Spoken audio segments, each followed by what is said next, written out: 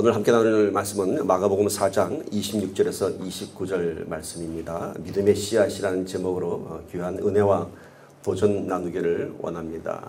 자, 주신 말씀 마가복음 4장 26절에서 29절 말씀 우리 한마음으로 합독합니다. 시작. 또 이르시되 하나님의 나라는 사람이 씨를 땅에 뿌림과 같으니 그가 밤낮 자고 깨고 하는 중에 씨가 나서 자라되 어떻게 그리 되는지를 알지 못하느니라.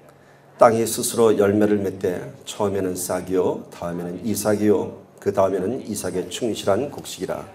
열매가 익으면 곧 낫을 대나니 이는 추수 때가 이르렀습니다. 아멘.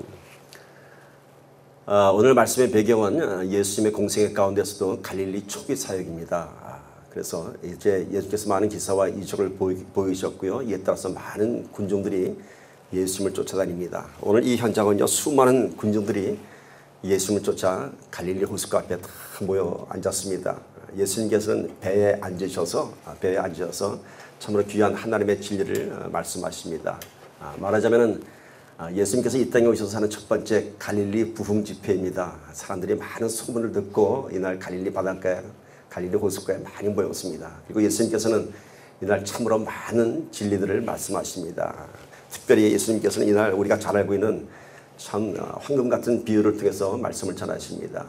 우리 지난 수요 예배 때 나누었던 씨 뿌리는 자의 비유를 비롯해서요, 또 가라지의 비유, 겨다시의 비유, 누룩의 비유 등 우리가 잘 알고 있는 참 많은 비유의 말씀들을 이날 막 쏟아붓습니다. 자, 예수님께서는 이날 이 갈릴리 부흥 집회 특별히 어떠한 설교를 하셨냐면 비유를 통한 설교를 하셨습니다. 비유를 통한. 왜 예수님께서 말씀을 전할 때 늘 비유를 하셨던 것은 그 이유가 있습니다. 이스라엘 사람들이 예수님께서 전하시는 그 하늘의 비밀, 하늘의 진리들을 잘 이해할 수 있도록 쉽게 전하기 위해서 비유를 통해서 말씀하셨습니다. 이 비유는 어떤 비유였냐면요, 당시 이스라엘의 풍습, 또 문화, 관습, 또 그 당시의 사회 정서 등을 통해서 그들이 금방 알기 쉽게끔 이해하기 쉽게끔 그렇게 비유를 하셨습니다. 예를 들면은 예수님께서 하시던 비유 가운데 이런 것이 있죠. 속옷을 달라 하면은 겉옷도 주어라 라고 얘기합니다. 이 비유를 볼 때 우리는 이렇게 생각하죠. 아니, 속옷 벗어주는 것보단 겉옷 벗어주는 게 더 쉬울 텐데, 그렇죠? 근데 예수님께서는 속옷을 달라면 겉옷도 주어라 라고 얘기하십니다. 이 비유는요, 그 이스라엘의 상황에 들어가서 우리가 봐야지 이 비유가 이해가 됩니다. 이스라엘의 그 사막성 기후에서는요, 이 겉옷은 생명과도 같습니다. 그 뜨거운 뙤약볕에 겉옷이 없으면요, 사람이 견디지 못합니다. 또 해가 지면 추워지는 그 사막성 추운 날씨 겉옷이 없으면은 그 하룻밤을 지낼 수가 없습니다. 그래서 예수님께서 겉옷도 주어라 하는 것은 정말 생명과도 바꿀 수 없는 그 겉옷도 주어라 라는 이런 얘기입니다. 오늘 우리에게 이걸 하면은 아니, 겉옷 주는 게 더 쉽죠, 이렇게 생각할 수가 있겠죠. 그래서 비유는, 예수의 설교의 비유는 이스라엘의 상황과 문화와 관습 속에 들어가서 우리가 이해를 해야 하는 것입니다. 또 이런 비유도 있죠. 달란트의 비유가 있죠.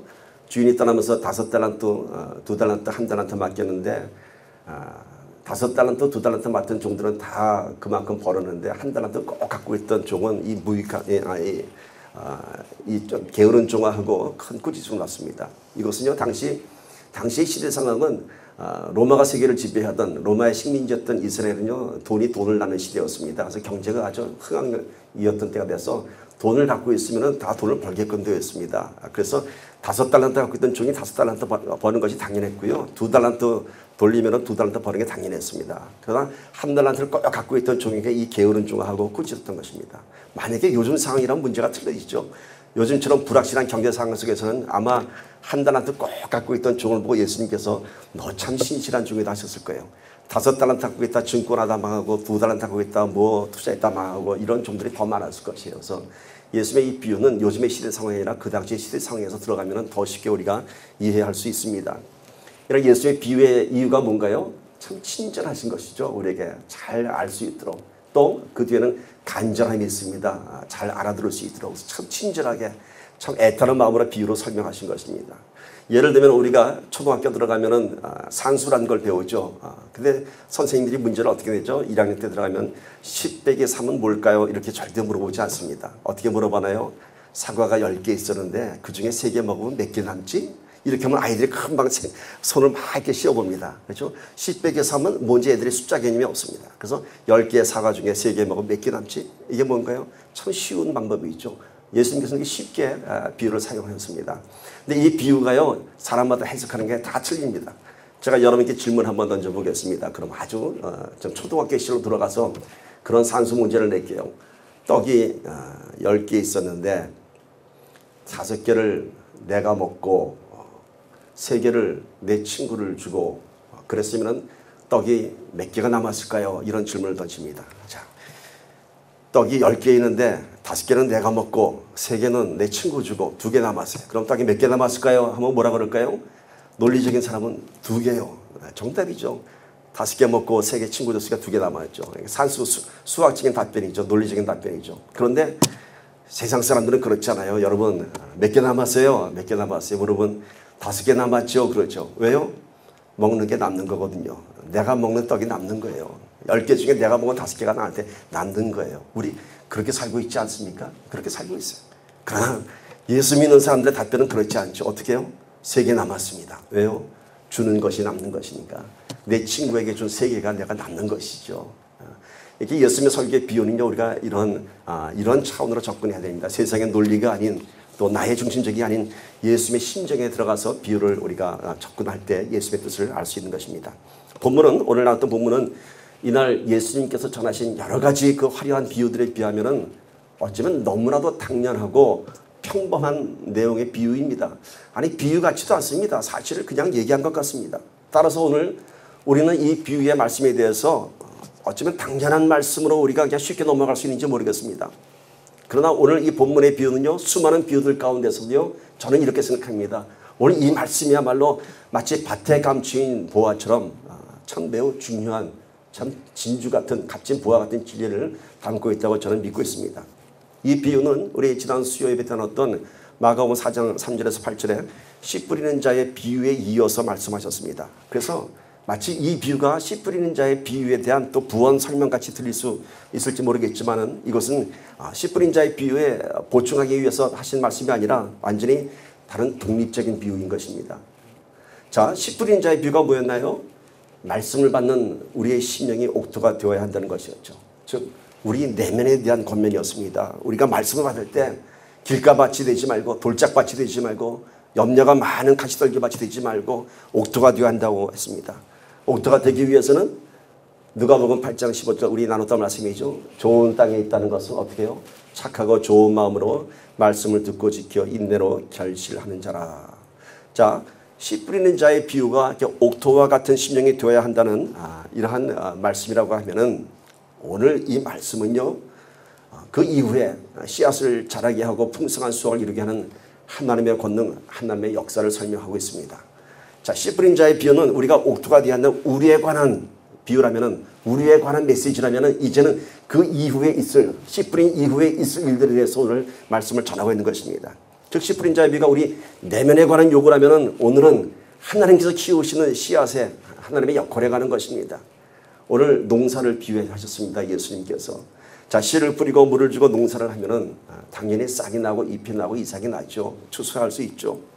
그런데 이 평범한 사실이, 이 평범한 자연의 섭리 안에 무슨 하나님의 나라가 있다는 것인가 라고 당시 이스라엘 바리새인 지도자들은 아마 의문을 가졌습니다. 그게 뭐 so what? 씨를 뿌렸으면 당연히 싹이 나고 잎이 나고 이삭이 나고 추수하는 것이 당연한 것이지. 그게 무슨 하나님 나라라고 할 것인가? 당연한 얘기를 왜 이렇게 심각하게 얘기하는가라고 생각했을지 모르겠습니다. 비유라고 하기에는 너무도 당연한 자연의 섭리를 말씀하시죠.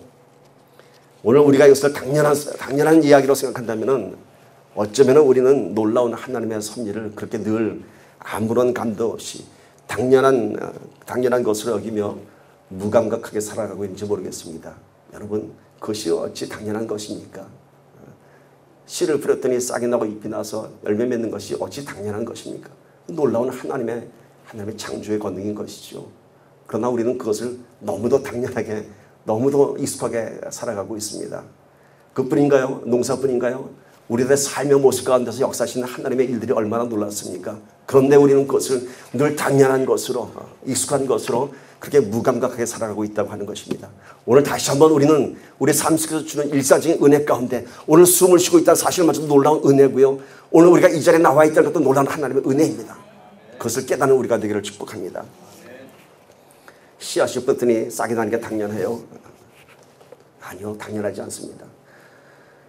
저희 어머니가 몇 년 전에 주머니에서 뭘 꼬깃꼬깃 내놨습니다. 보니까 휴지에 쌓인 호박씨였습니다.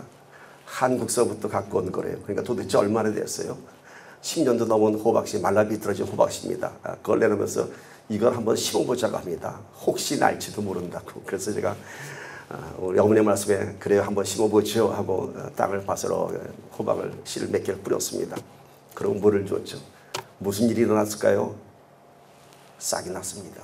놀랍지 않습니까? 10년 넘게 한국에서 갖고 온 호박씨가 우리 어머니 주머니에서 이렇게 꼬개 있던 호박씨가 땅에 심었더니 싹이 나는 거예요. 싹만 나는 것이 아니라 그 해 어떻게 된지 아세요? 제가 농사진 호박 드신 분 여기도 아마 계실 것 같은데 그 해 정말 말씀대로 30배, 60배, 100배의 결실을 맺었어요. 호박이 주렁주렁 얼마나 많이 열렸는지 세상에. 그 말라 비틀어진 호박씨에서 그 한 여름에 풍성한 수확을 거뒀습니다. 오늘 말씀처럼 자고 일어났더니 줄기가 하나도 못 뻗쳐나고 자고 일어났더니 여기서 호박이 하나 밀리고 저는 참 놀라웠습니다. 그 비밀이 어디 있었나요? 어떻게 그렇게 될 수 있을까?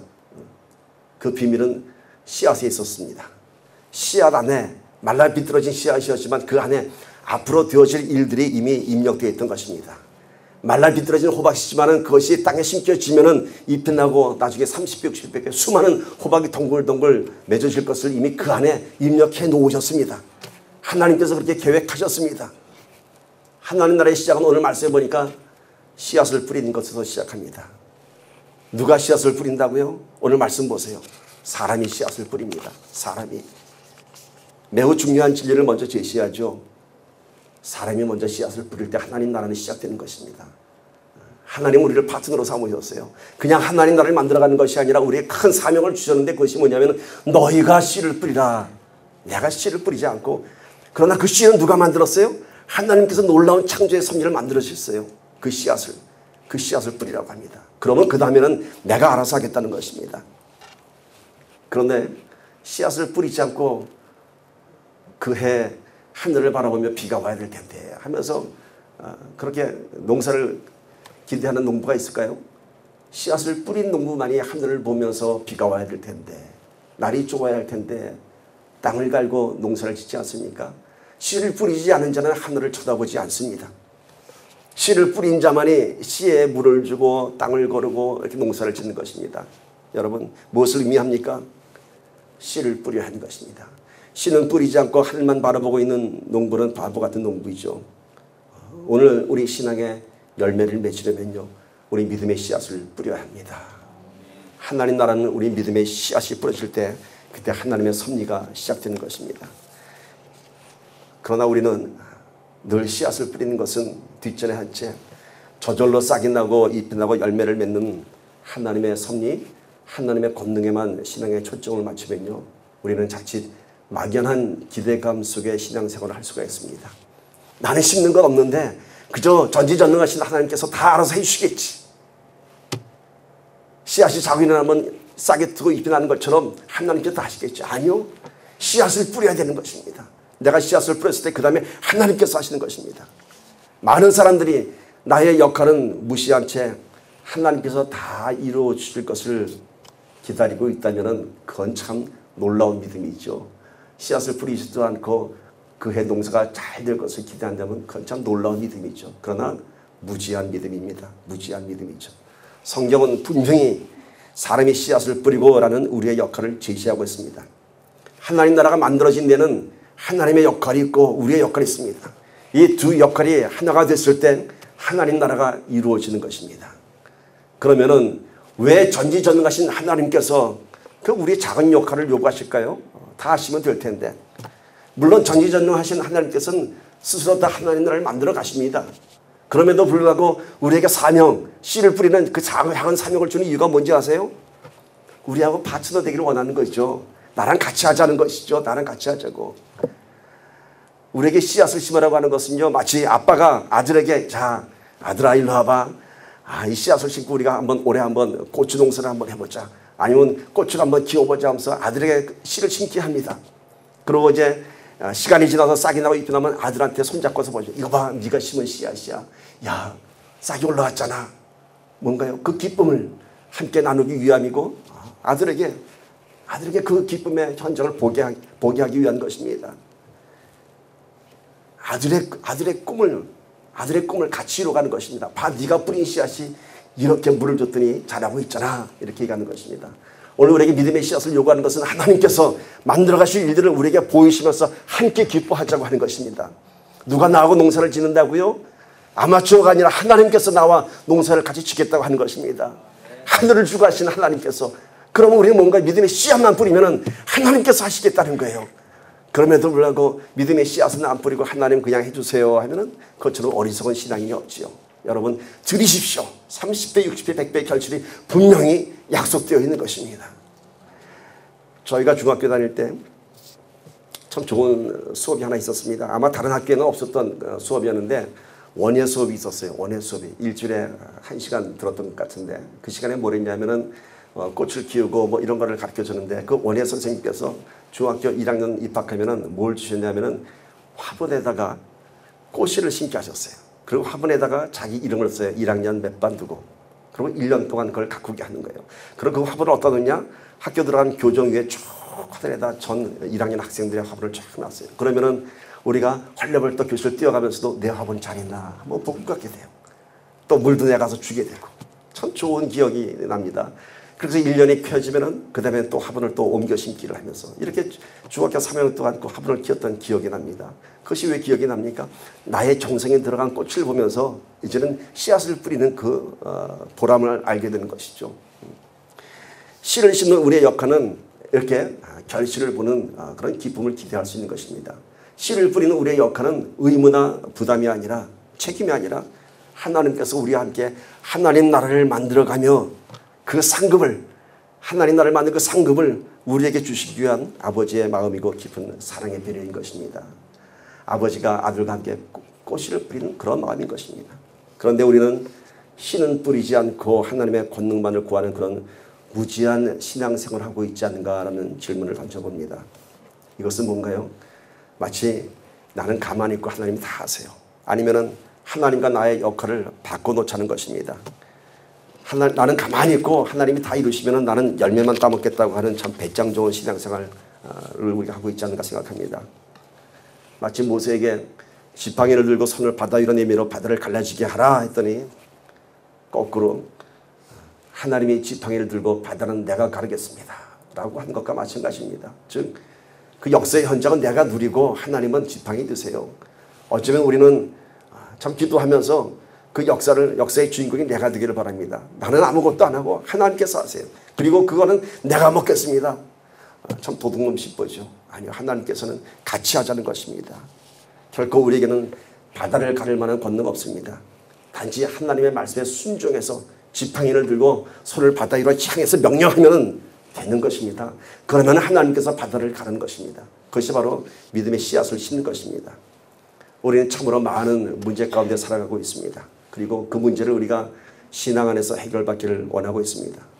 우리가 문제를 해결하려면요, 그 문제 안으로 우리의 믿음을 갖고 들어가야 합니다. 문제를 해결하려면 우리의 믿음을 갖고 들어가야 됩니다. 그리고 그 문제 안에 우리 믿음의 씨앗을 심어야 하는 것입니다. 말씀대로 실천한 것, 말씀대로 내 믿음을 심는 것, 그것이 바로 믿음의 씨앗을 심는 것입니다. 자, 말씀대로 작은 것부터 믿음의 실천을 해야 됩니다. 우리가 씨앗을 심는다는 것은 뭔가요? 하나님 앞에 나의 삶을 드리는 것입니다. 예배가 뭔가요? I serve, 드리는 겁니다. 물질을 심고요, 시간을 심고, 정성을 심고, 순종을 심어야 하는 것입니다. 이것이 믿음의 씨앗을 심는 것입니다. 물질이 어려우세요?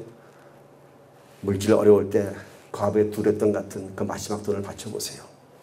하나님께서 30배, 60배, 100배 결실을 주십니다. 이게 바로 믿음입니다. 물질 어렵다고 물질로 시험 들지 말고 물질 꼽을 치지 말고 오히려 물질을 던지세요. 이게 믿음의 씨앗입니다. 시간 바쁘다고요? 바쁠 때 시간 더 들이세요. 더 드리세요. 그럼 우리 하나님께서 여러분의 삶의 시경을 다 만져주십니다. 더 많은 시간을 여러분께 할애하실 것입니다. 건강이 안 좋다고요? 건강 안 좋을 때 오히려 하나님 앞에 더 열심히 충성하십시오. 여러분 건강을 회복시켜 주실 것입니다. 저는 분명히 봤습니다. 한국에서 중풍으로 반신불수가 되었는데 그 몸을 갖고 트레스 테스트로 올라왔습니다. 그리고 자기가 늘 하던 셋업을 하겠다. 우리가 말렸습니다. 집사님 이러면서 어떻게 그걸 우리가 차마 그만은 못하고 집사님이 노르면서 말씀 듣고 은혜 받으세요. 아니요. 한 발과 한 팔이 있습니다. 이러고 의자를 같이 거들고 그랬어요. 그분은 어떻게 된지 아세요? 다 풀어졌습니다. 중풍이. 그 연약한 몸을 드리니까 하나님께서 다 풀어주셨어요. 이것이 믿음의 씨앗의 결과입니다. 여러분 전도의 소망이 있습니까? 말로만 전도하지 말고 한 영혼에 여러분의 믿음의 씨앗을 내리십시오. 그를 위해서 날마다 기도하고 깊은 관심과 배려로 내가 전도할 대상자에게 사랑의 걸음을 날마다 덮어주십시오. 여러분의 영적인 갈등에 문제가 있습니까? 하나님 앞에 자신만의 간절한 예배를 시작하십시오. 그것이 믿음의 씨앗을 뿌리는 것입니다. 우리가 살아가고 있는 이 모든 세상이 우리의 믿음의 씨앗을 뿌릴 수 있는 밭입니다.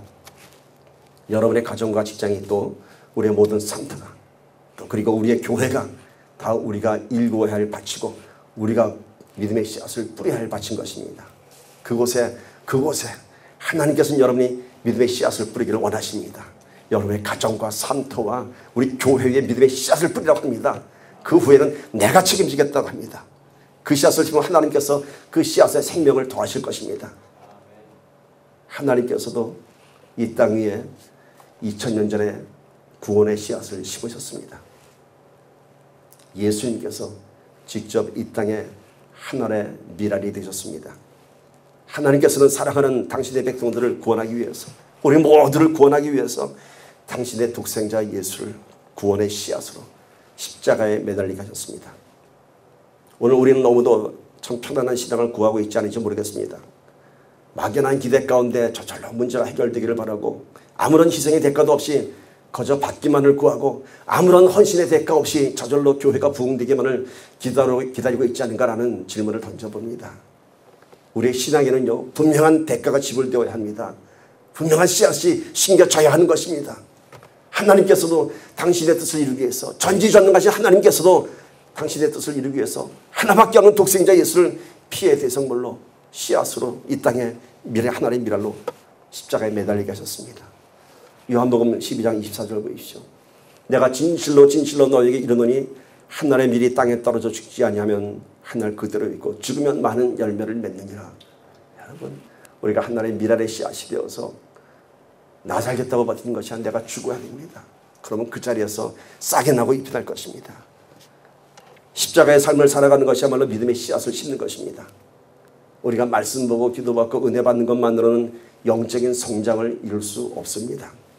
내가 죽어야 하고 십자가의 삶을 내가 살아가야 하는 것입니다.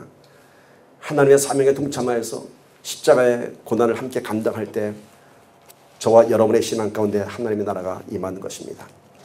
내가 한 날의 미랄이 되면은 그 땅에 떨어져 내가 썩어 죽어지면은 그 다음에는 하나님께서 이루어 가실 것입니다. 우리도 모르게 하나님께서 이루어 가십니다. 우리도 모르게. 자, 씨앗에서 싹을 나게 하고 이삭을 맺게 하는 것은 하나님의 역할입니다. 하나님의 권능입니다.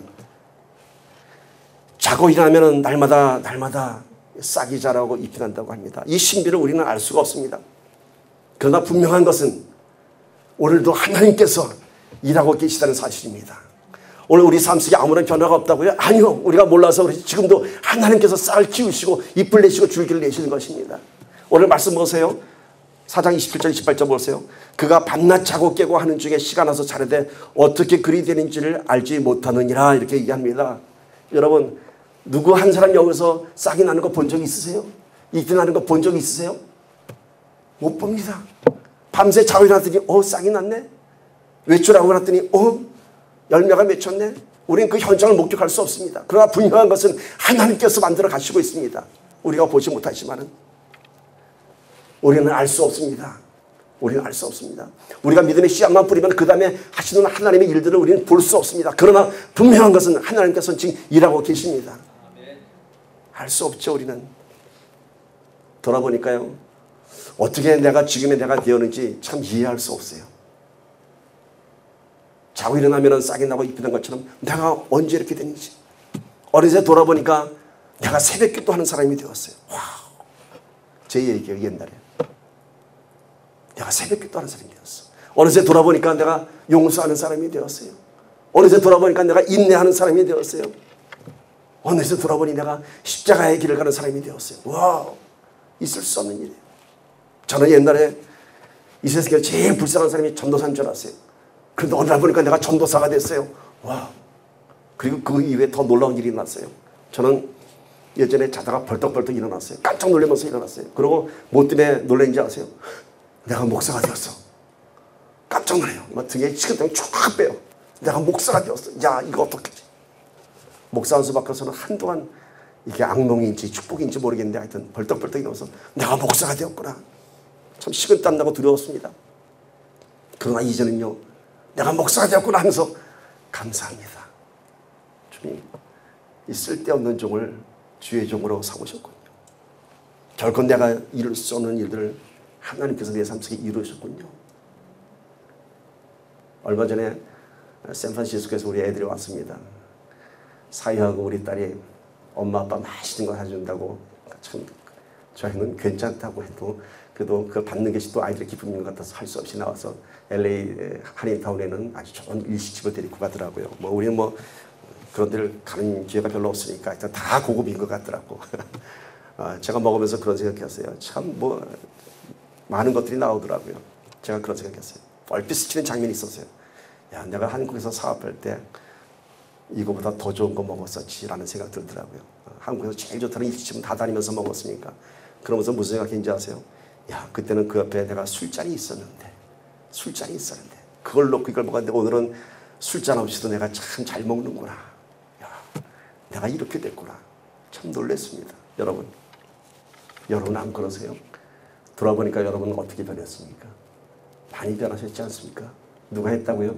하나님께서 나도 모르게 이렇게 만들어 놓으셨습니다. 결코 우리가 이룰 수 없는 일들을 하나님께서는 우리 삶 속에서 이루셨습니다. 밤낮 자고 깨고 하는 동안에 그래도 내가 참 성숙한 신앙이 된 것을 볼 수 있습니다. 오늘 말씀에서 저는 두 가지 의미를 생각할 수 있습니다. 첫 번째는 씨앗을 뿌린 농부가 씨앗의 성장에 대해서는 아무런 할 일이 없다는 것입니다. 그러나 농부가 아무 일도 하지 않는다는 뜻은 아닙니다. 밭을 갈고 김을 매는 물을 주고 농사를 지는 농부의 역할은 상식적인 것입니다. 그럼에도 불구하고 농부가 농사를 짓는 것은 당연한 것임에도 불구하고 이 농부는 결코 씨를 자라게 할 수 없다는 사실입니다. 아무리 농부가 물을 주고 아무리 좋은 비료를 주고 거름을 줘도요, 농부는 그 씨앗을 깨뜨릴 수 없습니다. 중요한 관점은 씨앗을 싹 틔우고 자라게 하는 것은 사람의 힘으로 되는 것이 아니고 전적으로 땅과 비와 공기와 해를 주관하시는 하나님에게 맡겨진 일이라는 것입니다. 이것은 하나님께서 하시는 일이라고 하는 것입니다. 내가 물을 주지만 내가 비료를 주지만 그것을 깨뜨리고 싹을 피우고 열매를 맺는 것은 하나님이라고 하는 것입니다. 고린도전서 3장 6절 보십시오. 나는 심었고 아볼로는 물을 주었을 때 오직 하나님께서 자라나게 하셨나니. 바울도 선교했고 아볼로도 열심히 물을 주었습니다. 복음을 위해서. 그러나 하나님께서 하셨다고 합니다. 하나님께서. 바울과 아볼로의 역할이 바로 농부의 역할이고요, 저와 여러분의 역할입니다.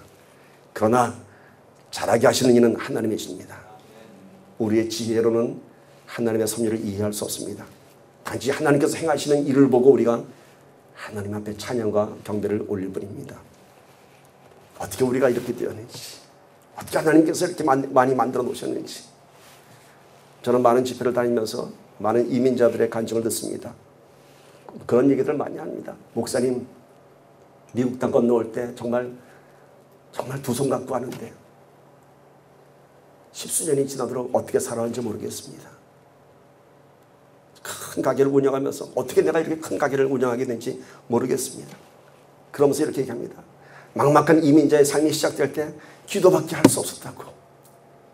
교회를 몰랐던 내가 이 미국 땅에 와서는 교회를 찾아갈 수밖에 없었다고. 하나님 앞에 매달릴 수밖에 없었다고. 그리고 하나님 오늘 이렇게 많은 걸 저한테 베풀어 주셨어요. 여러분은 안 그렇습니까? 여러분, 저도 그래요.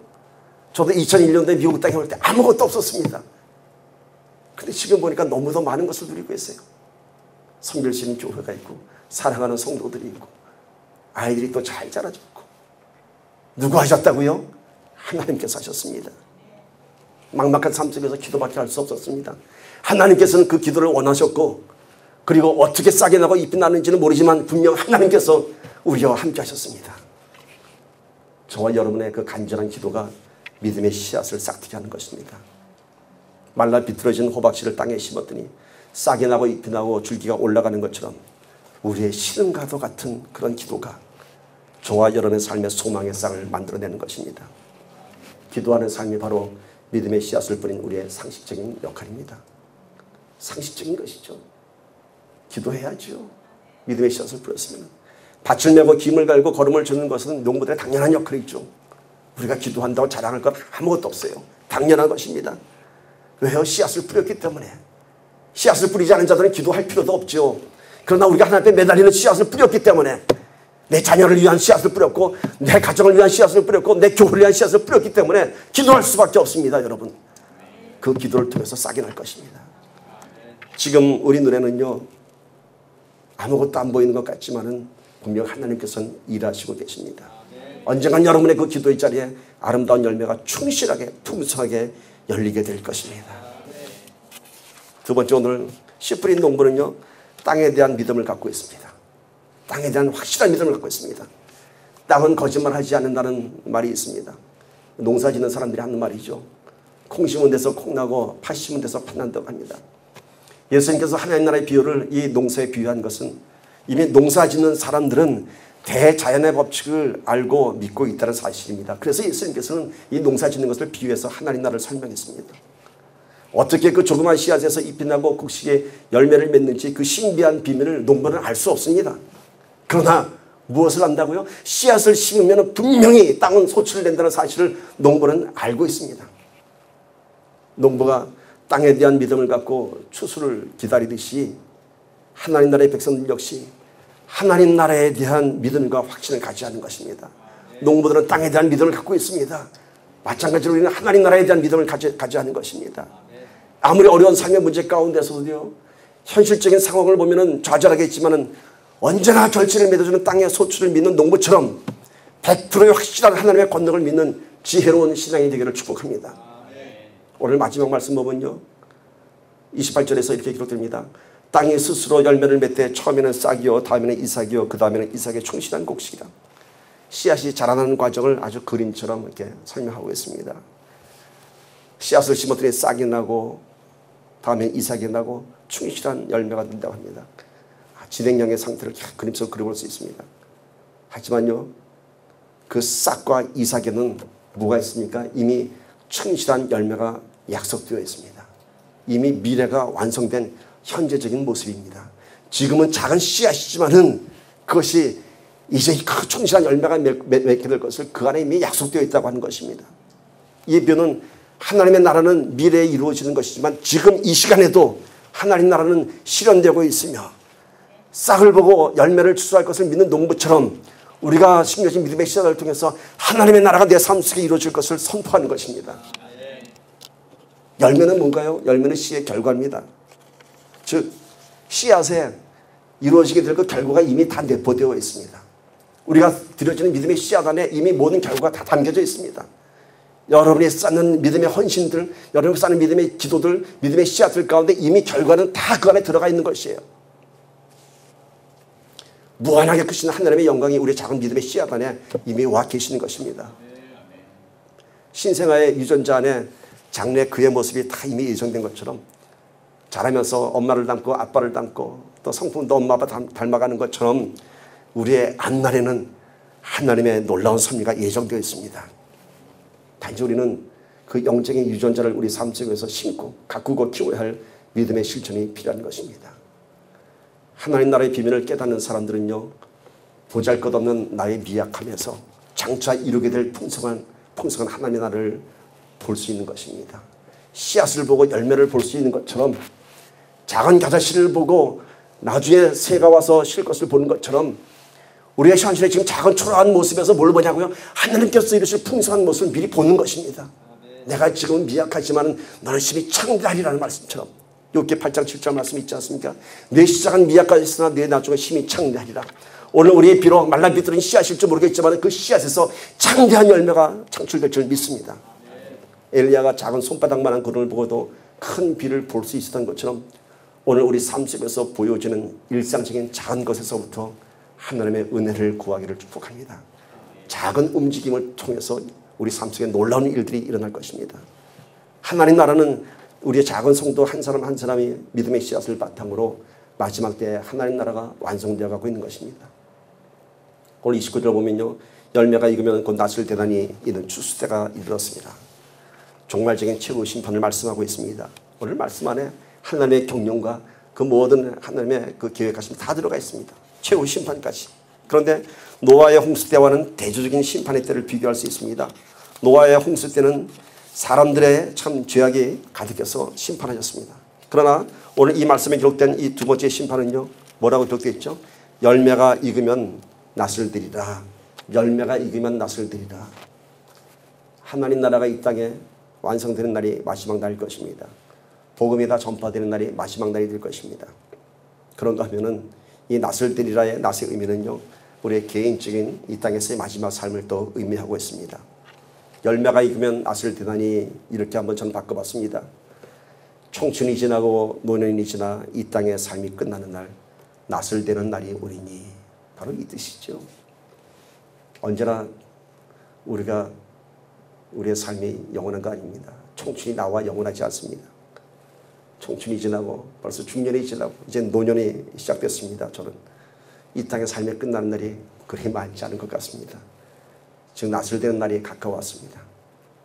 우리가 이 땅에서 삶을 다하고 언젠가는 하나님 앞에 우리의 삶을 셈하는 때가 분명히 오게 될 것입니다. 중요한 것은 우리의 삶의 흔적들, 우리의 삶의 기록들이 내 기억 속에만 남아있는 것이 아닙니다. 우리 삶에 대한 하나님의 평가가 이루어진다는 사실입니다. 씨 뿌리는 자는 열매를 맺고 추수합니다. 추수하는 풍성한 곡식은 이 땅에서 믿음에 대한 보상이고 저 하늘나라의 상급입니다. 오늘 저와 여러분의 믿음에 대한 귀한 상급이 넘쳐나기를 축복합니다. 낫을 드리는 날 우리 함께 기뻐하기를 축복합니다.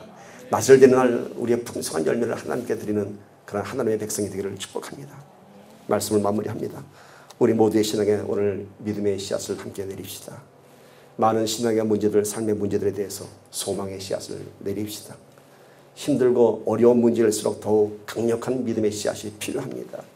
씨앗마다 싹이 트는 기간이 다 다릅니다. 기도마다 응답되는 시간이 다 틀립니다. 그러나 분명한 사실은 싹이 튼다는 사실입니다. 분명한 사실은 하나님께서 출수를 하신다는 사실입니다. 말씀을 마치면서 여러분의 질문을 던집니다. 여러분 씨앗을 뿌리셨습니까? 씨앗을 뿌리셨습니까? 씨앗을 뿌린 자만이 하나님의 역사를 기대하고 경험할 수 있습니다. 믿음의 씨앗에는 이미 미래의 결과가 약속되어 있습니다. 비록 지금은 광야와 같은 땅에 작은 겨자씨만한 믿음을 내리지만 그 씨앗이 황폐한 광야를 뚫고 나올 것입니다.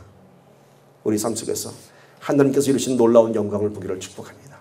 그리고 우리들의 이 신앙의 열매가 하늘나라에 풍성하게 추수될 것을 우리 주 예수 그리스도의 이름으로 간절히 축원합니다.